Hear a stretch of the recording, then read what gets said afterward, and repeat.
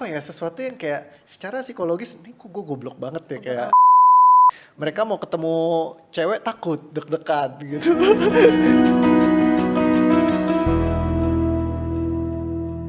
Oke, kali ini aku ada di sesi Tanya Rio.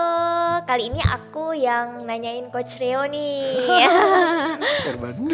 Oke, Yes. jadi yang mau aku tanyain itu Coach, apa hubungannya beban emosi itu dengan rezeki? Oke, jadi basically sih kalau simpelnya ya, yang kita bisa langsung lihat di depan mata. Kalau orang emosian gitu biasanya kan mau transaksi bisnis misalkan, tapi kitanya males. Misalnya emosinya just males buat keluar. Itu kan kita bikin jadi kehilangan banyak potensi yang bisa kita raih di depan sebenarnya. Itu hal sederhana. Terus kalau kita gampang marah, orang biasa nggak mau kerja sama orang yang marah-marah gitu kan. Jadi kayak akhirnya jadi hal-hal yang sederhana itu banyak yang terhalang hanya karena kita punya beban emosinya sendiri. Nah itu yang mungkin kelihatan secara langsung ya. Kalau misalkan yang nggak langsung ya adalah saat sesuatu itu kayak termanifest di dalam sehingga dia attracting hal-hal yang tidak kita inginkan. Misalnya contoh kayak kalau kita pernah gagal gitu, kita jadi takut kan memulai sesuatu. Nah jadi beban emosinya itu ketakutan, sehingga ketakutan itu yang bikin kita jadi mau maju tuh jadi takut melangkah misalkan. Jadi akhirnya kita banyak peluang yang hilang hanya karena kita takut mengambil kesempatan. Nah misalnya coba nonton di nanti podcastnya DJ VNMC. Itu dia cerita pas lagi mau ketemu tuh misalnya kayak berkomunitas. Nih banyak nih business person, orang-orang hebat semua di sekeliling dia. Tapi setiap kali dia mau presentasi tuh kayaknya Takut. ya takut nanti kalau salah gimana ya, kalau misalkan aku nggak maksimal gimana ya. Akhirnya itu ngehambat setiap potensi dan peluangnya dia. Nah kalau aku misalnya, dulu aku sangat takut ketemu orang yang lebih high level misalnya. Jadi misalnya secara status, strata sosial dia lebih tinggi, segala macam pencapaiannya lebih banyak. Buat aku tuh aku respect banget mereka tinggi, tapi justru merespek tinggi itu jadi bikin aku takut buat interaksi sama mereka. Nah akhirnya jadi bikin aku menciptakan jarak yang tadinya mungkin bisa dekat, bisa komunikasi, bisa ngobrol, bisa bisa nyaman. Begitu mau ketemu udah deg-degan. Dulu aku pas ketemu Dr. L. Michael Hall, foundernya Neurosemantics, kan buat aku dia tuh udah kayak setengah dewa lah gitu. Jadi kayak wah hebat banget nih orang gitu ya.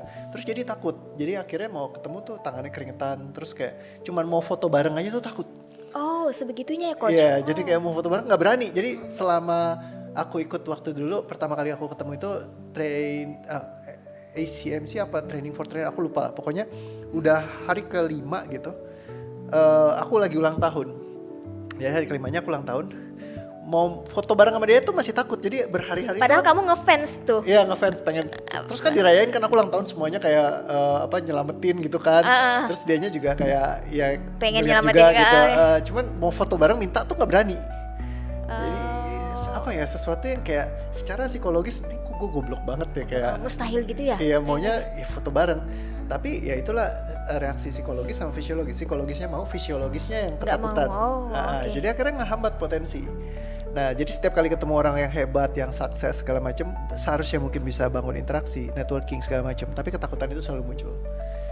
Nah jadi hal-hal yang kayak gini nih bisa banyak nih macam-macam. Kalau misalkan teman-teman aku yang dari misalnya HS Hitman System, mereka mau ketemu cewek takut deg-degan gitu. Jadi harusnya biasa bisa ketemu, bisa santai gitu. Cuma gara-gara ketakutan akhirnya jadi nggak berani nih kenalan sama perempuan misalkan kayak gitu. Jadi kayak kan ada banyak ya laki-laki yang takut gitu ketemu perempuan cantik langsung deg-degan gitu kan. Iya jadi kayak nervous, grogi duluan kayak gitu kan, banyak yang kayak gitu. Nah jadi itu reaksi fisiologis tubuh. Jadi akhirnya dia menolak banyak hal yang seharusnya mungkin bisa kita dapetin gitu. Berarti dia punya beban-beban emosinya sendiri ya? Betul, jadi kalau sampai jadi beban emosi adalah indikator kita punya trauma. Jadi semua beban emosi, misalnya kita gampang sedih, kita gampang takut, kita gampang marah, kita gampang kepikiran terus, gampang tersinggung. Di dalamnya pasti ada traumanya. Jadi kalau makanya aku keluarin di podcast Dio Into the Light karena semuanya di luar berupa teori. Kalau emosi itu emosi, bukannya sebuah reaksi dari trauma. Ada yang bilang reaksi trauma, tapi nggak pernah ada validasinya, susah, nggak bisa diukur. Nah, ketika ada sistem Yoi, kita bisa lihat nih yang ketika awal dia cerita masih nangis-nangis, misalnya kayak tadi kakak baru cerita tentang papa, terus langsung sedih gitu, meluap-luap ya kan, nangis. Terus begitu cerita yang kedua, udah biasa aja gitu kayak ya. nggak ada sama sekali. Kayak memang mustahil sih memang Coach. Jadi banyak keraguan dari akunya juga. Kenapa bisa semudah itu? Walaupun aku dulu udah pernah ya ikut sesi 1 sama Coach ya.